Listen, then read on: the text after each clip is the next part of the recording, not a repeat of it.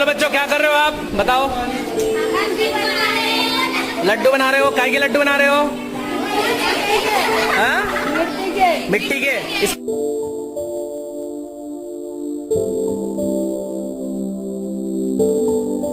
अभी आपने ये जो कुछ बनते हुए देखा गोल गोल सा, आपके मन में ये प्रश्न जरूर उत्पन्न हो रहा होगा कि हम आज आपको क्या दिखाने जा रहे हैं और ये गोल गोल जो चीज बनाई जा रही है ये क्या है और किस चीज से बनाई जा रही है। ये है सीड बॉल, जो कि मिट्टी से बनाई जाती है और इसके अंदर एक पौधे का बीज होता है। ये किस तरह से काम करता है, ये कॉन्सेप्ट कहाँ पर शुरू हुआ, क्यों शुरू हुआ, इस संबंध में अधिक जानने के लिए हम खुद आए हुए हैं यहाँ जिला पंचायत में, जहाँ पर हम यहाँ के CEO दशरथ जी गुप्ता से बात करेंगे। सर, हमारे कार्यक्रम में बहुत बहुत स्वागत सर आपका। धन्यवाद। सर, हमने अभी जो ये बनती हुई सीड बॉल देखी सर, क्या कॉन्सेप्ट है सर और ये किस काम में आती है, इससे हम क्या चाहते हैं, लोगों में क्या अवेयरनेस है? बेसिकली सीड बॉल का मेन पर्पस ये है कि अगर हम वृक्षारोपण करना चाहते हैं तो हमारे पास दो विकल्प होते हैं, या तो हम बीजों का उपयोग करें या फिर हम नर्सरी से सैपलिंग्स लेकर आएं। नर्सरी से जो सैपलिंग्स आती हैं वो महंगी पड़ती हैं। यदि हम बीजों के माध्यम से सीधा पेड़ उगाना चाहते हैं तो उसमें कुछ नुकसान हो जाते हैं, जैसे कि यदि आपने बीज कहीं पर भी डाल दिए तो कुछ पशु पक्षी उसको चर जाते हैं, या फिर तेज हवाओं में, तेज बारिश में वो बह जाते हैं, या फिर अगर कई बार मानसून में ब्रेक लग जाए और बीच में सूरज की तपती गर्मी में वो जो सीड होते हैं वो झुलस जाते हैं। तो सीड बॉल का कॉन्सेप्ट इन्हीं सब परेशानियों से मुक्ति दिलाता है। सीड बॉल बेसिकली यहाँ रखी भी हुई है कुछ सीड बॉल्स हमने बनाकर। सर बताएंगे सर हमारे दर्शकों के लिए आप किस ढंग से क्या होती है? बेसिकली हमारी एक सीड बॉल है। ये सीड बॉल जो है, इसमें आप कुछ मिट्टी लीजिए और उतनी ही मात्रा में खाद लीजिए। खाद में गोबर खाद भी हो सकती है, वर्मी कंपोस्ट भी हो सकती है, या कंपोस्ट की नॉर्मल खाद भी हो सकती है। अब इस प्रकार की जो खाद है हमारी, जब ये मिट्टी में मिलेगी तो जो मिट्टी है उसको ये पोषित करेगी। इस प्रकार से मिट्टी, खाद और पानी से हमें इस प्रकार का एक लड्डू बनाना है। इस लड्डू के अंदर हमें 2 से 3 स्थानीय वैरायटी के बीज डालने हैं। स्थानीय वैरायटी मतलब नीम के हो सकते हैं, आपके करंज के हो सकते हैं, आपके सहजन के हो सकते हैं, आंवले के हो सकते हैं, इमली के हो सकते हैं। इस प्रकार के बीज जो लोकली अवेलेबल हैं और आपके इस प्रकार के पेड़ हैं जो आसानी से नष्ट नहीं होते। मतलब हम इसमें फूलों के अवॉइड करते हैं, इसमें स्टर्डी लकड़ी के बीज के पेड़ों के बीज हम इसमें प्रेफर करते हैं। तो उनको इस प्रकार की बॉल बनाते हैं और इस बॉल को बनाने के बाद कुछ 2 से 5 दिन तक हमको छांव में सुखाना होता है, इसको धूप में नहीं सुखाना। उसके बाद ये हमारी बॉल बनकर तैयार है।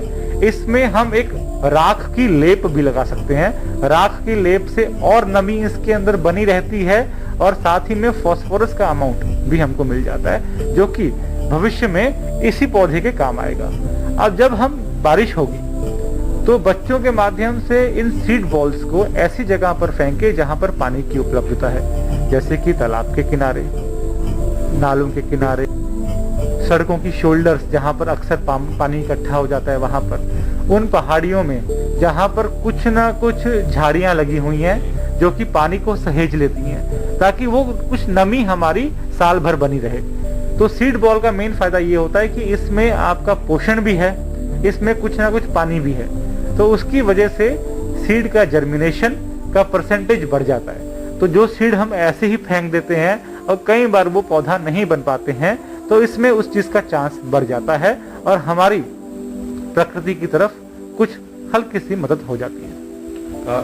सर, अभी आपने बताया कि हमें इस मिट्टी के लेप के अंदर बीजों को रखना है, तो सर मिट्टी कोई खास किस्म की होगी जो, या फिर हमारे यहाँ पे जो काली मिट्टी या फिर बलुआ मिट्टी या पीली मिट्टी पाई जाती है, हम इसमें भी इसको रखकर इस सीड बॉल को बना सकते हैं? साधारण मिट्टी चाहिए हमको। अगर हम केवल काली मिट्टी लेंगे तो हमें उसमें थोड़ी सी रेत भी मिलानी पड़ेगी मजबूती के लिए। तो अन्यथा केवल साधारण मिट्टी लीजिए, नॉर्मल जो आपकी भूरी मिट्टी आती है, उसमें कंपोस्ट मिलाना आवश्यक है। जितनी मिट्टी लेंगे उतनी ही मात्रा में हमें कंपोस्ट उसमें मिलाना पड़ेगा। तो आपने कुछ बॉलें निःशुल्क वितरित करने के लिए भी तैयार करवाई हैं सर, तो इन बॉलों का वितरण कहाँ पर हो सकता है? और यदि एक आम नागरिक जैसे कि मैं ही हूँ, यदि मैं लेना चाहता हूँ इनको, तो सर कहाँ से प्राप्त कर सकता हूँ इनको, या मुझे इनको बना के ही अपना योगदान देना पड़ेगा? इसमें सशुल्क वितरण का कोई कॉन्सेप्ट नहीं है, ये टोटली निःशुल्क ही है। इसमें अलग अलग वॉलंटियर ग्रुप्स को तैयार किया जा रहा है पूरे जिले में। उन सब में समूहों के माध्यम से इस प्रकार के सीड बॉल बनाए जा रहे हैं और वॉलंटियर्स अपने स्तर पे ही लोगों में, बच्चों में, आने जाने वाले लोगों में, हाईवेज पे, टोल नाकों पर इन बॉल्स का निःशुल्क वितरण कर रहे हैं, ताकि जो लोग आते जाते हैं, पिकनिक्स पे जा रहे हैं, वो इन बॉल्स का जैसे ही बारिश हो उनको फेंकें और वहां पर पौधा बन पे। सर, इसके अंदर आम लोगों को भी जोड़ने के सब प्रयास किए जाएंगे, क्योंकि अभी लॉकडाउन खत्म हुआ है, अनलॉक शुरू हुआ है, तो लोगों के पास मैं सोचता हूँ कुछ थोड़ा समय है अभी, तो वो घरों पर भी बनाकर इस प्रकृति के बढ़ाने में अपना योगदान दे सकते हैं। तो ऐसा सर कुछ योजना है कि हम आम लोगों को जोड़ें, उनको प्रेरित करें कि सर आप भी हमें घर से बाल बना कर दें, कुछ उनका नाम भी हो जाएगा, कुछ उनका काम भी हो जाएगा, प्रकृति के प्रति उनका योगदान भी हो जाएगा सर। लगातार इस चीज के प्रयास चल रहे हैं। बहुत सारी एनजीओस को जोड़ा गया है, सेल्फ हेल्प ग्रुप्स को जोड़ा गया है। शिक्षा विभाग के माध्यम से सभी जिलों को, सभी जिले के बच्चों को, भले ही वो आपके निजी स्कूलों के हों, भले ही वो आपके सरकारी स्कूलों के हों, सबको जोड़ने का प्रयास निरंतर किया जा रहा है। आपके चैनल के माध्यम से भी अपील की जाती है कि यह प्रक्रिया बहुत ही सरल है।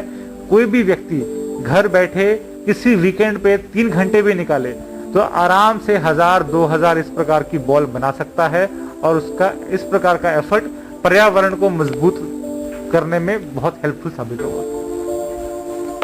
तो इस प्रकार आपने देखा कि छोटे से योगदान से आप प्रकृति के प्रति अपना जो योगदान है उसको दे सकते हैं, प्रकृति के प्रति अपने प्रेम को दर्शा सकते हैं। क्योंकि अभी कोरोना काल में हमने ऑक्सीजन की जो किल्लत देखी, उससे स्पष्ट हो गया है कि जब तक पेड़ों की संख्या नहीं बढ़ेगी, वातावरण में ऑक्सीजन पर्याप्त मात्रा में नहीं होगा, हमें रोगों से लड़ने में काफ़ी दिक्कत होती जाएगी। और छोटी सी बाल तो बनाना है हमको घर में बैठकर। हम वैसे भी एक लंबा समय मोबाइल पर यहाँ वहाँ की चीज़ें देखने में व्यर्थ कर देते हैं। तो जब मनुष्य जीवन मिला है तो क्यों ना छोटा सा हम अपना योगदान प्रकृति के प्रति दें। और जो एक मुहिम मंदसौर के अंदर शुरू हुई है, उस मुहिम को अपने जिले, अपने प्रदेश के साथ साथ पूरे देश में आगे बढ़ाने में योगदान दें। सर बहुत बहुत धन्यवाद। आपने जो ये प्रकल्प चालू किया है, एक नवाचार चालू किया, हम चाहते हैं, हमारी उम्मीद, हमारा विश्वास है कि ये आगे तक जाएगा, लोग इससे जुड़ते चले जाएंगे। धन्यवाद, थैंक यू। हम लोगों ने प्रकृति को नष्ट कर दिया, हमने प्रकृति से बहुत कुछ ले लिया, लेकिन हमने दिया क्या?